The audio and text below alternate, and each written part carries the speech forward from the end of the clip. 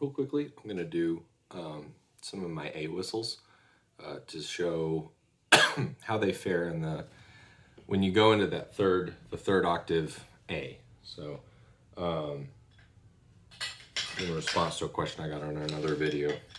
So I'll start out with here's my Goldie. Again, this is a hard blower.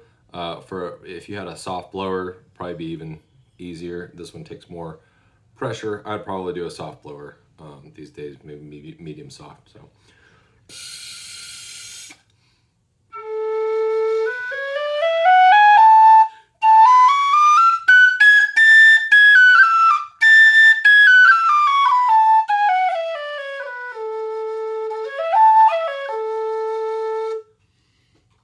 Okay, then here is my JP Meur.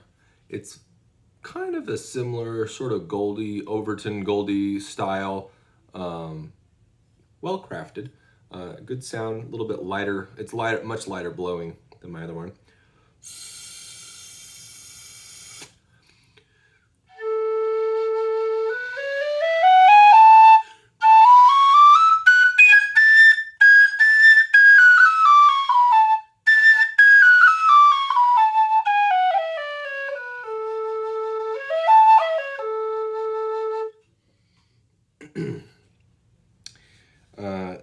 Then here is Chieftain Busker A.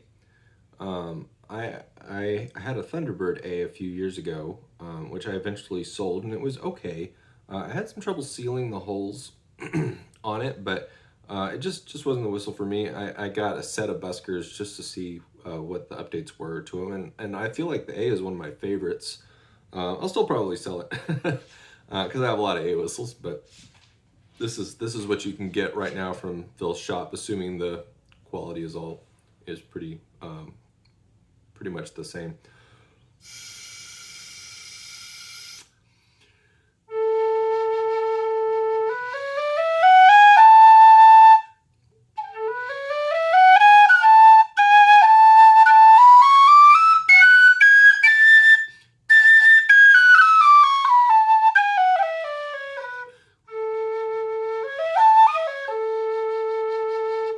Nice strong tone on that one. Then I will do, this is a Freeman tweaked A that I have. Got from Jerry a few. It's a little breathier than I like, and I've noticed that some of the Freeman whistles can be a little bit breathier. Some of them have a little bit more of a solid tonal core. So this is one of the breathier ones. So.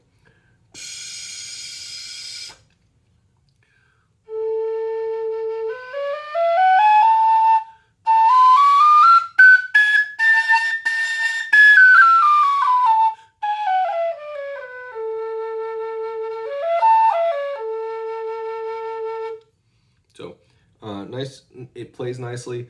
And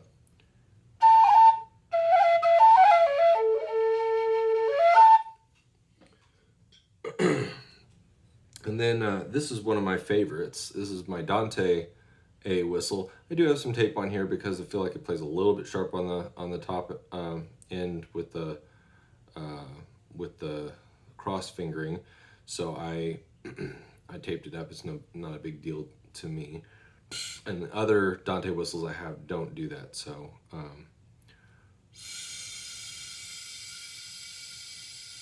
I've taped up my Burke soprano D for the same reason. So.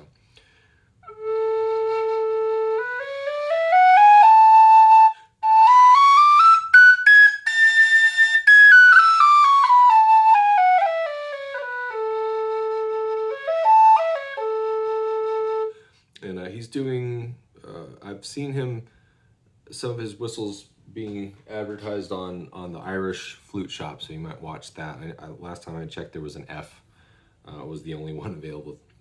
Okay, and then the last one is my my Reviol, and this is an extremely wide bore.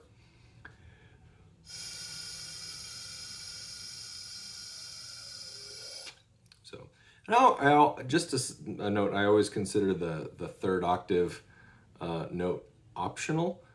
because most tunes don't even hit that. I've only run across a handful of Irish tunes that do utilize that.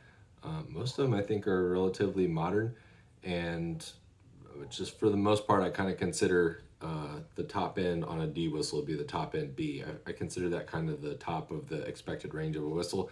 So going up two more notes is that's the reason I think on some of my older videos I didn't even test those notes, because I didn't think they were necessary. But I try to do it now because I know some people play outside the genre, and they do play tunes that occasionally touch those notes.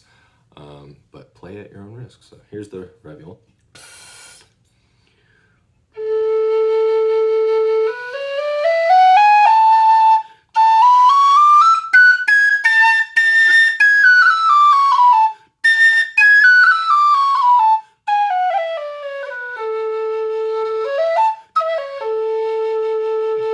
So a note about this, this head is possibly unique.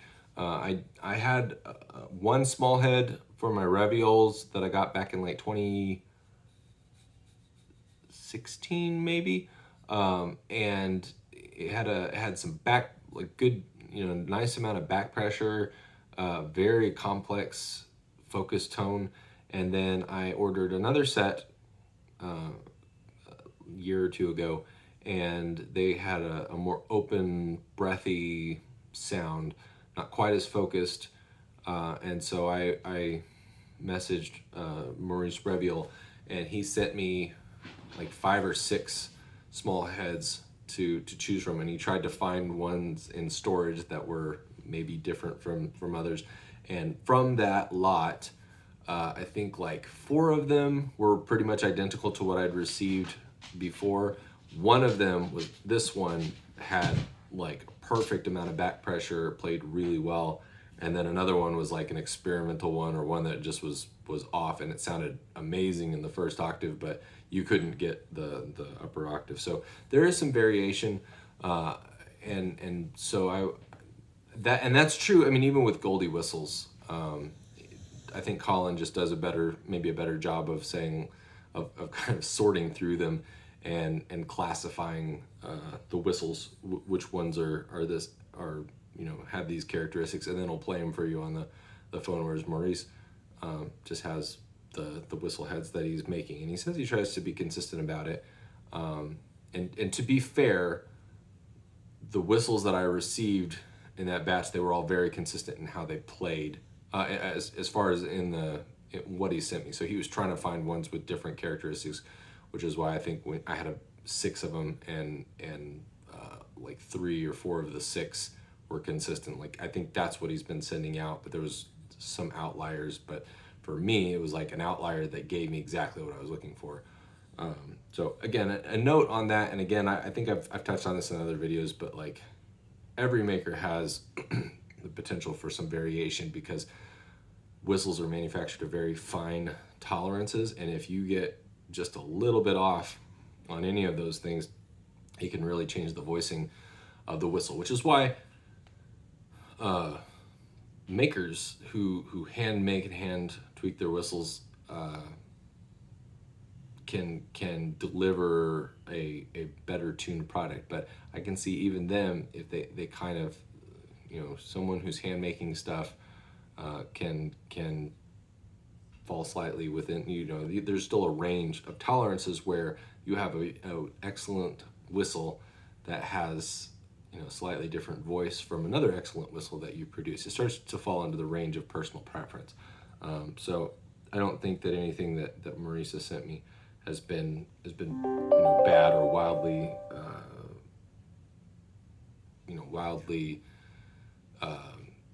like he shouldn't have sent it out. I just think that there's some voicings that I've come across that I really liked, and then there's some that I don't. And to be fair, the original whistle head that I had that has that really focused, kind of buzzy, complex sound, it is a harder to play whistle than some of the others. So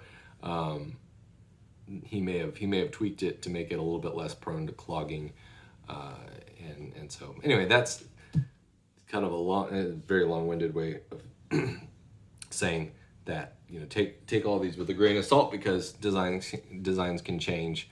And again, going back to the Freeman whistles, some of those might be more focused, and if you get one and you don't like it, you could probably swap it out or ask Jerry to find one that's a little bit more on the spectrum of what you're looking for. So I hope that's helpful.